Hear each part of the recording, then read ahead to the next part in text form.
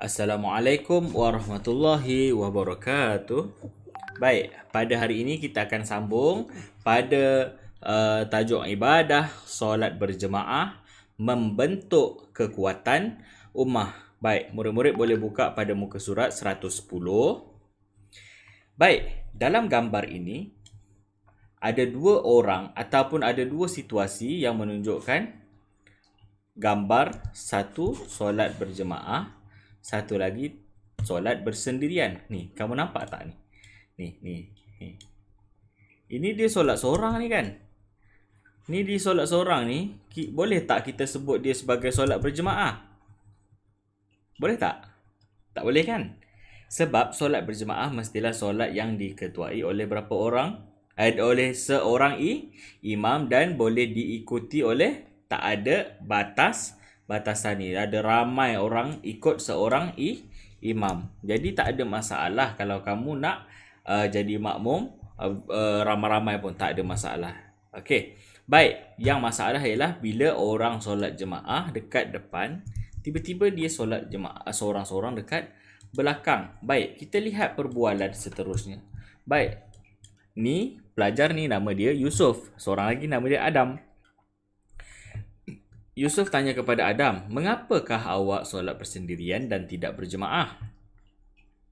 Adam jawab, "Saya hendak cepat, lagipun sama sahaja solat bersendirian ataupun solat berjemaah." Ini yang salah anggap oleh Adam. Dia fikir solat jemaah ke solat sendiri ke sama sahaja. Lalu Yusuf membetulkan, tidak sama. Jika solat berjemaah, kita akan mendapat 27 kali ganda pahala berbanding dengan solat bersendirian. Baik, jadi apa yang disebut sebagai solat berjemaah? Kenapa solat berjemaah diberi 27 kali ganda pahala?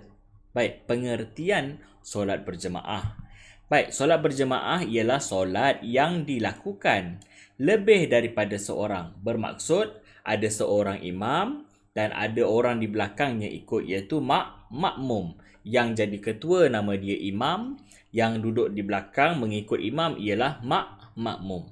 Ataupun secara beramai-ramai macam dalam gambar tadi. Dia boleh minimum paling sikit ialah 2 orang, boleh disebut sebagai solat berjemaah ataupun secara beramai-ramai. Bermaksud kalau dia solat seorang tak boleh disebut sebagai solat berjemaah.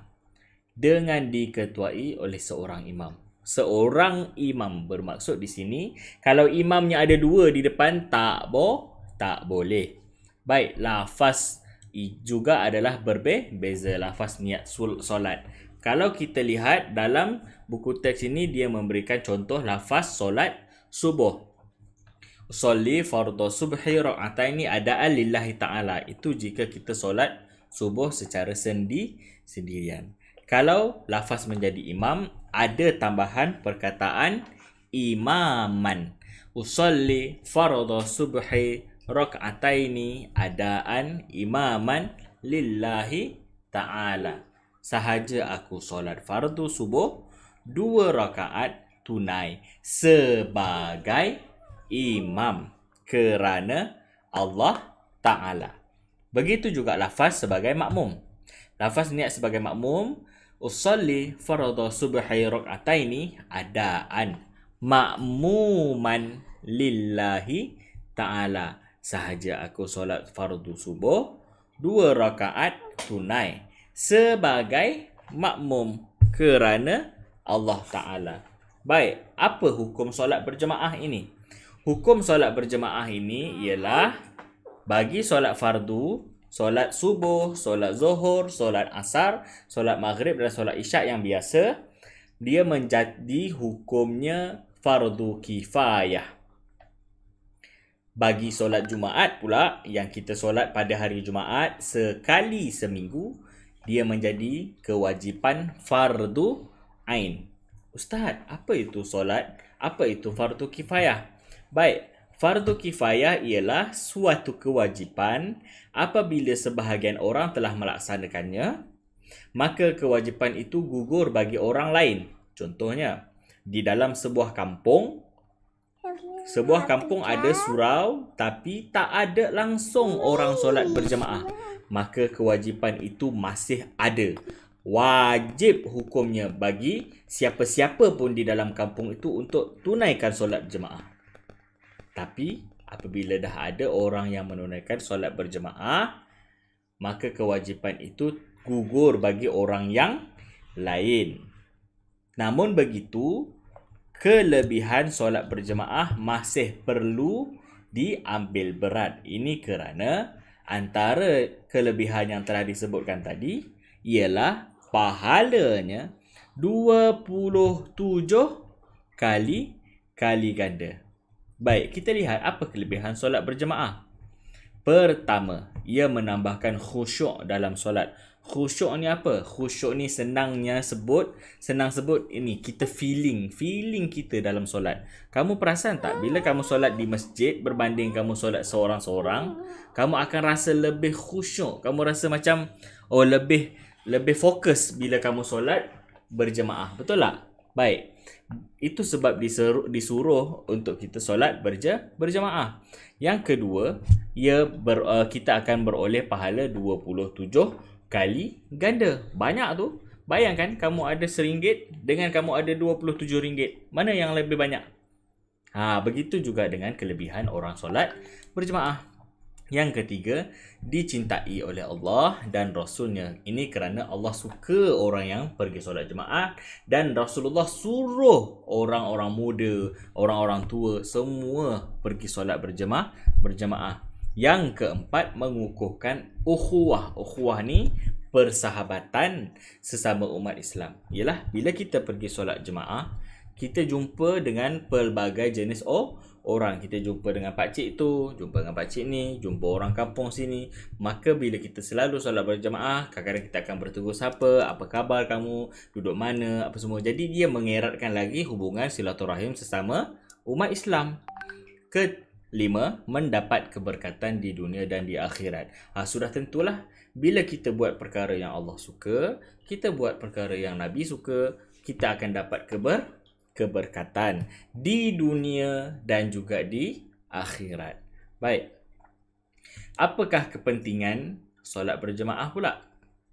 Kepentingan solat berjemaah antaranya meningkatkan semangat berpasukan dan kerjasama.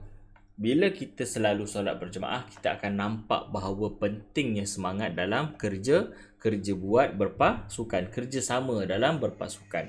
Nombor 2, ia akan membentuk diri kita sebagai seorang yang berdisiplin dan juga mematuhi ketua. Sebab solat berjemaah kita kena ikut imam. Bila kita tak ikut imam, kita sudah terkeluar daripada jemaah ataupun terkeluar daripada pasukan. Begitu juga dengan kalau kita bekerja ataupun bermain sukan-sukan yang mempunyai kumpulan. Contohnya bola sepak. Kita ada kapten. Bila kita tak ikut cakap kapten, agak-agak performance ataupun prestasi kumpulan kita bagus atau tidak? Sudah tentu dia akan jadi kurang bagus berbanding jika kita ikut kata ketua. Yang ketiga, melatih diri untuk menepati masa. Sebab solat berjamaah adalah solat di awal waktu. Jadi kita akan latih diri kita, dah waktu subuh, dah waktu zuhur, terus pergi ke masjid. Jadi dengan ini melatih kita mengatur masa, mengatur kerja kita dan juga menepati waktu.